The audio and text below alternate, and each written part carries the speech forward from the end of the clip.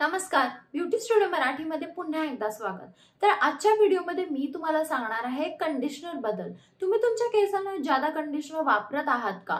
मी एका व्हिडिओमध्ये तुम्हाला सांगितले की कंडिशनर कसं लावायचं ते, पण बरेचदा असं होतं ना की आपण खूप जास्त प्रमाणात कंडिशनर वापरतो आणि मग केस आपले चपटे होतात, केसांमधला व्हॉल्यूम निघून जातो आणि कंडिशनर ज्याच्यासाठी आपण लावलंय ते काहीच काम करत नाही। तर कसं ओळखायचं की आपण कंडिशनर आपल्या केसांना ज्यादा लावत आहोत ते काय काय आपल्याला दिसतं आपल्या केसांमध्ये, जेणेकरून आपण ओळखायला पाहिजे की आपण कंडिशनर खूप जास्तच लावतोय। चला तर मग हा आजचा कंडिशनरचा म्हणजे ओव्हर कंडिशनरचा व्हिडिओ आपण लगेचच चालू करूया। पहिला बघूया कंडिशनरचं काम काय। तर कंडिशनर आपल्या केसांना मॉइश्चराइज करतो, केसांना सॉफ्ट बनवतो, डिटँगल करतो। तर कंडिशनर काम कसा करतो, जेव्हा आपण आपल्या केसांना कंडिशनर लावतो तेव्हा प्रत्येक एका क्युटिकलवर कंडिशनर बसतो, केस आपले हायड्रेट होतात, धुळीपासून केस आपले वाचवले जातात जर तुम्ही कंडिशनर वापरला तर हे कंडिशनरचे सगळे फायदे आहेत। पण जर तुम्ही केसांना जास्त कंडिशनर वापरत असाल, पहिली गोष्ट म्हणजे केस इतके जास्त सॉफ्ट होतात की केसांवर तेल सिरम काहीच बसत नाही। कधी कधी कंगवा जेव्हा आपण विंचरतो गुंता सुद्धा निघत नाही, गुंता असतो पण गुंता निघत नाही, कारण कंडिशनर इतकं जास्त झालेलं असतं की तो गुंता आपल्याला दिसतच नाही आणि केस पटकन खाली तुटून येतात। तर हे ओव्हर कंडिशनिंगचा भाग आहे। बरेचदा असं होतं की ओव्हर कंडिशनिंगमुळे ना केस खूप जास्त चपटे होतात, म्हणजे केसांमधला हा जो व्हॉल्यूम असतो, केस आपले हे जे व्हॉल्यूम असतो केसांचा तो निघून जातो आणि केस एकदम असे चपटे बसतात। जर तुमचे केस चपटे बसत असतील तरी देखील तुम्ही खूप जास्त प्रमाणात कंडिशनर वापरताय। तर हे सगळं का होतं, जर तुम्ही खूप जादा वेळ कंडिशनर ठेवलं तर।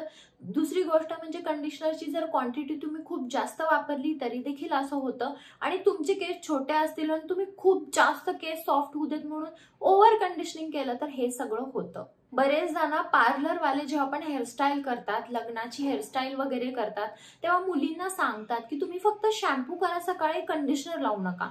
तर कंडिशनर का लावू नका, कारण जेव्हा आपण कंडिशनर जास्त प्रमाणात लावतो ना तेव्हा केसांवर कोणती क्लिप बसत नाही, हेअरस्टाईल बसत नाही, कंगवा बसत नाही, काहीच बसत नाही।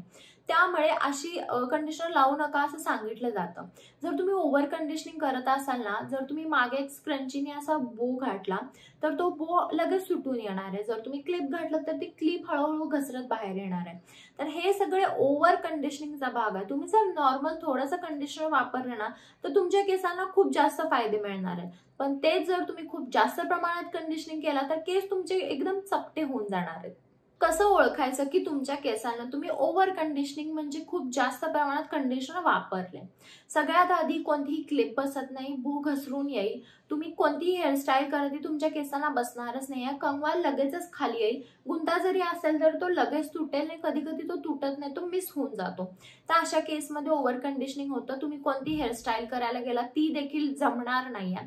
तुम्ही जरी स्ट्रेटनिंग करायला गेला किंवा कोणती हीट वापरायला गेला तरी देखील स्ट्रेटनिंग होतच नाही, कारण कंडिशनरच इतका असतं की केस आपले वळतच नाहीत। त्यामुळे हा एक ओव्हर कंडिशनिंगचा भाग आहे।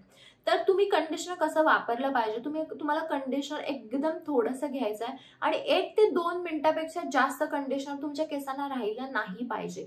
2 मिनिट खूप जास्त आहे, त्याच्यापेक्षा जास्त तुमच्या केसांवर कंडिशनर ठेवू नका। कंडिशनर कधीही इथे लावू नका। कंडिशनर फक्त तुम्हाला ह्या खालच्या एंड्स ना इथून इथे लावायचं, कधीही तुम्हाला इथून कंडिशनर वापरायचं नाहीये। या खालच्या एंड्सना लावा, दॅट्स इट। 2 मिनिटांनंतर पाण्याने वॉश करा, तुम्हाला ह्याच्यापेक्षा जास्त काहीच करायचं नाही। जर तुम्ही इथे वर वगैरे लावला ना तर तुम्हाला नंतर परत मग केस विंचरताना किंवा हेअरस्टाईल क्लिप वगैरे लावताना प्रॉब्लेम येऊ शकतो। तुमचे जर माझ्या एवढे केस असतील तर 1 ड्रॉप, छोटासा 1 ड्रॉप तुम्ही कंडिशनरचा घेऊ शकता। थोडेसे मोठे असतील तर 2 थेंब, मोठे एवढे थेंब तरी घेऊ शकता तुम्ही। पण तुम्हाला खूप असं शॅम्पू जेवढा घेतात त्याच क्वांटिटीने कंडिशनर वापरायचं नाही। तुम्हाला माहित नाही की क्वांटिटी केवढी वापरली पाहिजे, तर मी ऑलरेडी एक व्हिडिओ केला आहे, तो तुम्ही जाऊन चेक करू शकता की कंडिशनरची क्वांटिटी किती ठेवली पाहिजे ते। तर हा होता आजचा माझा व्हिडिओ ओव्हर कंडिशनिंग बद्दल। जर हा व्हिडिओ आवडला असेल तर व्हिडिओला लाईक करा, शेअर करा आणि चॅनल सबस्क्राईब करायला विसरू नका। आणि कमेंट बॉक्समध्ये नक्की सांगा की तुम्ही कधी असं ही चूक केली आहे का अजून करता ओव्हर कंडिशनिंगची, कमेंट बॉक्समध्ये नक्की सांगा। चला तर मग आपण लवकरच भेटूया एका नवीन व्हिडिओमध्ये, तोपर्यंत काळजी घ्या, बाय।